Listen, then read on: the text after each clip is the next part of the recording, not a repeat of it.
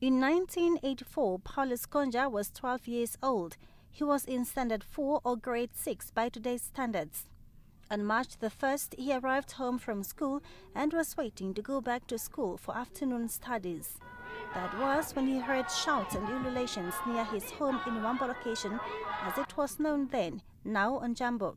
He was about to see a man who before that day was a legend, a man who adults talked about with much respect and admiration, Herman Andimba Toivo. And as a boy of Katutura, when you see people waving the blue, red and green flag, you know it's all about SWAPO. And then we just ran.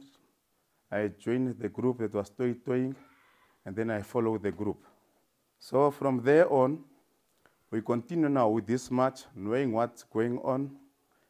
And when we reached Dongeruk, because the entourage was going to the late that the cabinet house.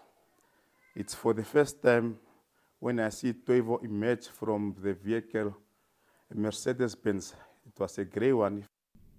And while his wish to greet Toivo didn't come true at that time, as it was overcrowded and those around him were protective of the struggle hero, Konja has fond memories of that day. And hearing his voice and seeing him in person was enough. Just salute, throwing the SWAPO fist in the air, and then as a comrade normally that one Namibia, one nation, one injury to one is an injury to all. You know, that is the type of slogan that he have said. Although very young at the time, Konja says he was well aware of his political environment, and joining the street parades to welcome Toivo was not just about the excitement of a young boy after a convoy of hooting cars. We know what's going on, because our parents will told us we are going to a SWAPO meeting. After his first encounter with the late Toivo in 1984, Konja got a second chance to meet his hero 9 years later. The time around, his long-time wish to speak and shake hands with the great man was fulfilled. It was just a greeting, but for Konja it was so worthwhile that he promised not to wash the hand that shook Toivo's ever again. It is the treasure that I will have about him.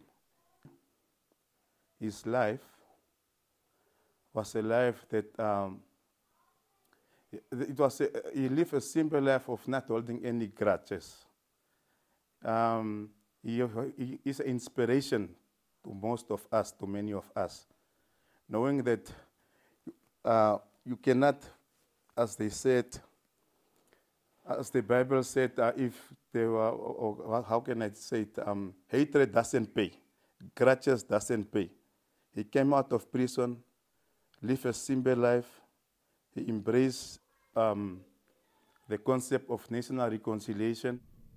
These are the living memories of the late Toivo coming from ordinary citizens.